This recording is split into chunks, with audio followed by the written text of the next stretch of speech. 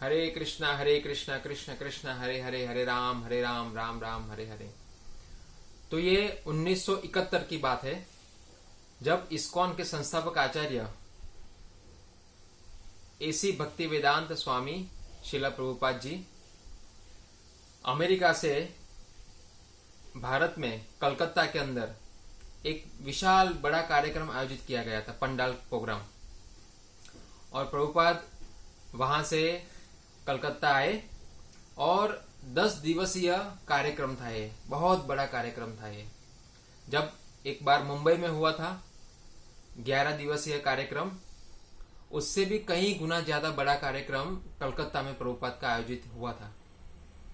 और प्रभुपाद जी कार्यक्रम शुरू किया और 2-4 दिन हो गए कार्यक्रम के, और उस कार्यक्रम के अंदर नक्सलवादी, जो मनु संहिता के विरोधी लोग, ये लोगों ने शिला प्रभुपाद जी को वहां पर धमकी दी, जान से मारने की धमकी दी प्रभुपाद जी को। क्यों? क्योंकि शिला प्रभुपाद जी धर्म संस्थापनार्थाय, धर्म की स्थापना कर रहे थे। भगवान श्री कृष्ण ने जो संदेश दिए हैं भगवद गीता के अंदर धर्म स्थापना के, यथारूप वहां पर वो संदेश दे रहे थे। और वहां पर संदेश दे रहे थे प्रभुपाद जी, और 30,000 लोग आए थे वहां पर। कितने? 30,000। उसका मतलब हम समझ सकते हैं कि वहां के लोग बहुत ही दुखी, चिंतित और पीड़ित थे, क्योंकि उस समय 1970-71 की बात है। उस समय बंगाल, कलकत्ता पूरा नक्सलवादियों से घिरा हुआ था। इतने धर्म के विरोधी थे वो लोग, साम्यवाद और इसका सब प्रचार कर रहे थे, सबको धार्मिक विधि विधान पालन करने से रोक रहे थे।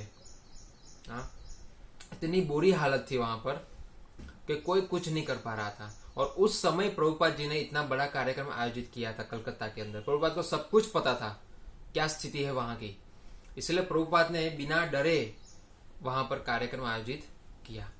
और प्रभुपाद के विदेशी शिष्य थे, वो उसको अच्छी तरीके से सब आयोजित किया था। वहां पर मैनेजमेंट वगैरह सब संभाल रहे थे। तो उस कार्यक्रम के अंदर 30,000 लोग आ रहे थे। प्रति दिवस सबके लिए भोजन प्रसाद भी था, पूरी, खिचड़ी और हलवा प्रभुपाद ने कहा था सबके लिए बनाना। सोचिए कितना विशाल कार्य, कितना बड़ा साहस है ये। हाँ, क्यों लोग इतना बड़ा साहस करते हैं? क्या धर्म में कुछ भी नहीं है? सब कुछ बोगस है, गीता बोगस है, मनु संहिता सब कुछ बोगस है। तो लोग इतना प्रयास क्यों कर रहे हैं, इतना साहस क्यों कर रहे हैं? उसका मतलब कि जो बुद्धिमान लोग होते हैं उनको पता है कि सही क्या है और गलत क्या है। तो प्रभुपाद जी आध्यात्मिक नेता थे, प्रचारक, बहुत बड़े प्रचारक थे पूरे विश्व के। प्रभुपाद जी अमेरिका, यूरोप सब जगह पर ये कम्युनिस्ट, साम्यवाद और ये विरोधी लोग जो थे धर्म के, वहां सब जगह जाके प्रभुपाद ने प्रचार किया, ललकारा सबको। इसे कहते हैं एक प्रचारक। हाँ, अपने समुदाय में बैठ के, अपनी गली में, हाँ, और मासूम लोगों को परेशान करना, ये कोई प्रचारक नहीं होता है। बल्कि प्रभुपाद ने समदृष्टि प्रचार किया, पंडित समदर्शिना। सभी जगह पर जाके ये जो आध्यात्मिक साम्यवाद क्या है वो समझाया सबको। तो वहां पर उन लोगों ने प्रभुपाद को धमकी दी और प्रभुपाद को मारने के लिए धमकी दी कि खत्म कर देंगे, सब पंडाल वगैरह सब जला देंगे तुम्हारा, ऐसा। क्योंकि उनको भगवान श्री कृष्ण, राम, उनके संदेश, गीता, भागवत, ये प्रचार उनको पसंद नहीं था। और वो नहीं चाहते थे कि यहां पर भी ऐसा प्रचार हो जिससे लोग खुश हो जाए। ये लोग बहुत बदमाश लोग होते हैं, इनको किसी की खुशी देखी नहीं जाती। उनको ऐसा है कि हम चिंतित है, हम दुखी है, ऐसे सब लोग भी दुखी रहना चाहिए। इसलिए वो आध्यात्मिक वहां लाना चाहते नहीं थे। और प्रभुपाद इतने दयालु थे पूरे संसार के प्रति कि वो सबको दुखी नहीं देख सकते थे। इसीलिए प्रभुपाद ने अपना युद्ध जारी रखा। प्रभुपाद कभी डरे नहीं, बल्कि प्रभुपाद को बताया कि तुम्हारा पंडाल वगैरह सब जला देंगे, तुम लोग यहाँ से कार्यक्रम बंद करो और भाग जाओ।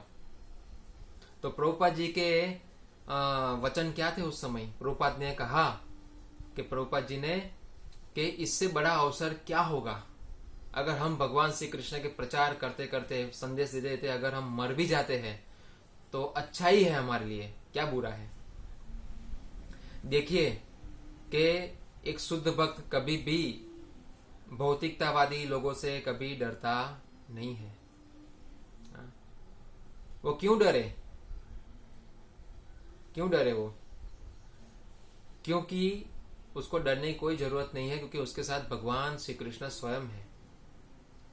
भगवान स्वयं उनकी रक्षा करते हैं, इसलिए उनको कोई डरने की जरूरत नहीं है। डर तो वो लोग गए थे जिनको धर्म के बारे में, भक्ति के बारे में जो उपदेश दे रहे थे वो सुना नहीं जा रहा था। वो लोग डर रहे थे, इसीलिए उन्होंने विरोध किया इसका। मगर प्रभुपाद जी ने क्या किया? प्रभुपाद जी ने अपना प्रचार शुरू रखा। वो लोगों ने दूसरे दिन आके सबको परेशान करना शुरू कर दिया कार्यक्रम के बीच में। हाँ, आवाज करने लगे, बोले हमें ऊपर आके डांस करना है। तो सभी भक्तों ने कहा अरे हाँ, जब कीर्तन होगा तब आप लोग आके डांस कीजिएगा, सबको मौका मिलेगा। तो उन लोगों ने क्या किया? उन लोगों ने सभी कुर्सियां थी वो पटकना चालू कर दिया और तोड़फोड़ चालू कर दी, सबको रोक टोक करना शुरू कर दिया। और फिर प्रभुपाद जी ने क्या किया? प्रभुपाद ने ब्रह्म संहिता का श्लोक बोलना शुरू किया।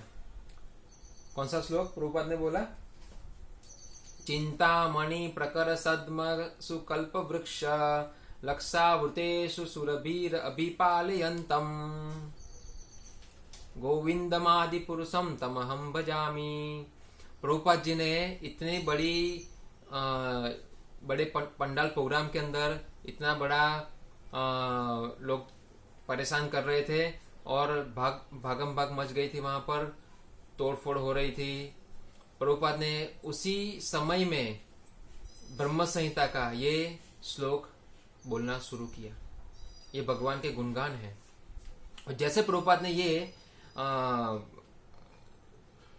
ये बोलना शुरू किया, ये ध्वनि लोगों के कान में जाने से पूरा कार्यक्रम में सभी लोग शांत होकर बैठ गए।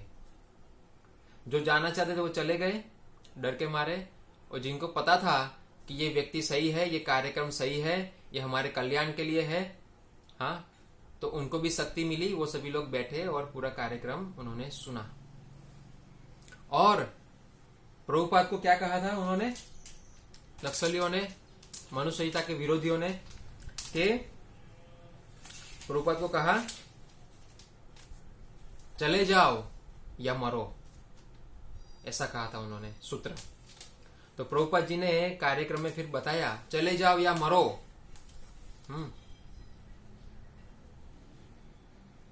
ये नक्सलियों ने कहा था। तो प्रभुपाद ने कहा मैं इन सब लोगों से मिलूंगा और उनसे बात करूंगा, मैं जाने वाला नहीं हूं। हाँ। अगर मैं चला गया तो कोई भी ये सब चीजें समझ नहीं पाएगा और उनका जीवन व्यर्थ चला जाएगा। और भगवान ने कभी भी युद्ध छोड़ के जाने का नहीं सिखाया है। कृष्ण ने अर्जुन को, भगवान श्री कृष्ण ने कहा माम स्मरण युद्ध च, मेरा स्मरण करते हुए युद्ध करो। हाँ, तो प्रभुपाद जी क्यों वापस जाएंगे? नहीं जाएंगे, बल्कि उन लोगों को वापस भेजेंगे जो लोग वहां पर गलत तरीके से अपना प्रचार करने के लिए आए थे। तो प्रभुपाद उनको मिले, पंडाल के पीछे एक छोटा रूम था, वहां पर जाके प्रभुपाद जी उनसे बात किया और वहां पर जाके प्रभुपाद जी ने समझाया कि सही में साम्यवाद किसे कहते हैं। उनको पूछा साम्यवाद की परिभाषा बताइए, तो वो लोग मुंह बंद हो गए, बता नहीं पाए वो लोग। प्रभुपाद जी ने बताया कि वैदिक में हाँ वास्तविक साम्यवाद किसे कहते हैं, तो प्रभुपाद ने उसकी परिभाषा बताई उनको कि साम्यवाद की परिभाषा क्या है, आध्यात्मिक तरीके से बताया कि भगवान को केंद्र में रख के सभी प्रकार के लोग उनकी सेवा करें, वो ही साम्यवाद है। तब जाके वो लोग समझे। सोचिए कि जो मनु संहिता के जो विरोधी लोग थे, नक्सलवादी, वो लोगों ने प्रभुपाद की बात मान ली और वो लोग स्वीकार किया कि आप लोग सही कार्य कर रहे हैं, और उन्होंने उसके बाद किसी को परेशान नहीं किया, बल्कि उन्होंने कहा कि आप कार्यक्रम कीजिए, हम किसी प्रकार का कोई परेशानी करेंगे नहीं। सोचिए। तो इसीलिए हम देख सकते हैं समाज के अंदर साम्यवाद के नारे तो लगा रहे, मगर साम्यवाद किसे कहते हैं उसकी परिभाषा किसी को पता नहीं है, और लोग जानना भी नहीं चाहते, क्योंकि उनका उद्देश्य समझना नहीं है, उनका उद्देश्य है सिर्फ और सिर्फ परेशान करना अकारण सर। तो इसीलिए वहां के 1971 में साम्यवादी लोग जो थे विरोधी, वो थोड़े बुद्धिमान थे, इसलिए प्रभुपाद जी ने समझाया और वो लोग समझ गए। और फिर उस दिन के बाद पब्लिक और बढ़ गई, जनसंख्या और बढ़ गई इसके बाद, तो क्योंकि धमाल हुई। उसका मतलब प्रभुपाद जी कहते हैं जहां पर हमारे विरोधी होते हैं उसका मतलब कि हम सही कार्य कर रहे हैं। तो पब्लिक को समझ में आ गया कि ये कार्यक्रम सभी के लिए लाभकारी है, इसलिए सभी लोग वहां पर कार्यक्रम में अधिक यानी 40-50 हजार लोग आने लगे वहां पर कार्यक्रम में। सोचिए, पब्लिक और बढ़ गई। बल्कि प्रभुपाद के शिष्य ने एक बार उसका अवलोकन किया तो बोले कि ओहो इतनी सारी पब्लिक। सोचिए, अद्भुत कार्यक्रम था वो। क्या था? एक अद्भुत कार्यक्रम, एक चैलेंजिंग था वो। मगर प्रभुपाद 70 साल की उम्र में भी डरे नहीं। प्रभुपाद को अपने जीवन से कोई लेना देना नहीं था, क्योंकि ये जीवन भगवान श्री कृष्ण का दिया हुआ है, और उनकी सेवा में अगर वो खत्म भी हो जाता है तो बहुत बड़ी बात है। तो इसीलिए हमें समझना चाहिए इस एक उदाहरण से कि हमेशा सत्य का प्रचार करना चाहिए। इसको रोकने के लिए, टोकने के लिए बहुत सारे लोग आएंगे रास्ते में, मगर हमें सत्य को पकड़ के रखना है, भगवान श्री कृष्ण पे आश्रित रहना है, और जिस प्रकार भगवान ने प्रचार किया इसी प्रकार हमें करना है। शिला प्रभुपाद जी ने किया वैसे हमें करना है। हमें कोई प्रकार का कोई कॉम्प्रोमाइज करना नहीं है, यथारूप हमें बताना है, तो हर जगह पर हमारा विजय होगा। तो इसीलिए हम देख सकते हैं कि आज इस्कॉन पूरे विश्व में हम देखते हैं सभी जगह पर शिला प्रभुपाद जी ने प्रचार किया और इसकी स्थापना की, और सभी ने इसको स्वीकार भी किया। रशिया जो कम्युनिस्ट कंट्री थी, देखिए वहां पर कितने सारे भक्त हैं, अमेरिका में कितने सारे भक्त हैं, दुबई के अंदर, पाकिस्तान के अंदर कितने सारे भक्त हैं, भारत में कितने सारे भक्त हो गए। क्यों? क्योंकि लोगों को पता नहीं है कि आध्यात्मिक हमारी आवश्यकता है। आध्यात्मिक कोई एक प्रकार का कोई कल्पना नहीं है, वो हमारी जीवन की आवश्यकता है। अगर हम लोग इसको स्वीकार नहीं करेंगे तो कभी सुखी होंगे नहीं। तो देखिए, इस्कॉन के अंदर किसी प्रकार का कोई भेदभाव नहीं है। इस्कॉन के अंदर एक जनरल, सामान्य एक जो विचार होता है जिसे कॉमन सेंस कहते हैं, वो सिखाया जाता है, और फिर सभी लोग स्वीकार करते हैं। इसमें कोई कट्टरवाद नहीं है, इसमें प्रेम पूर्वक लोगों को प्रचार किया जाता है कि सभी लोग भगवान के पास जाए, उनकी शरण ले, तभी उनका जीवन सफल होगा। हरे कृष्ण।